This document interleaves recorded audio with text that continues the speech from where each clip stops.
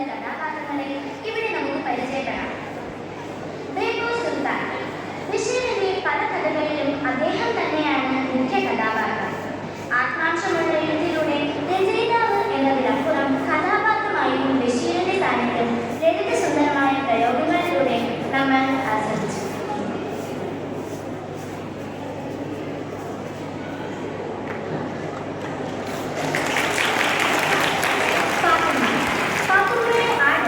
നോവലിലൂടെ ബഷീർ പ്രസിദ്ധമാക്കിയ കുടുംബസ്നേഹിയായ മൂത്ത സഹോദരി.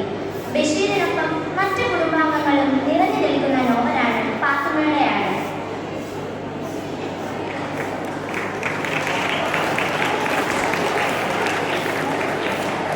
സാറാമ്മ. പ്രേമലേഖനം എന്ന കഥയിലെ കഥാപാത്രമാണിത്. കേശവൻ നായരുടെ പ്രേമഭാജനമായ സാറാമ്മ ശമ്പളത്തിന് പ്രേമിക്കുക എന്ന ദൗത്യം ഏറ്റെടുക്കുകയാണ്.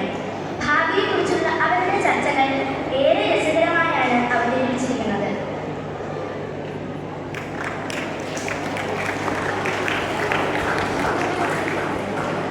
സൈനബ.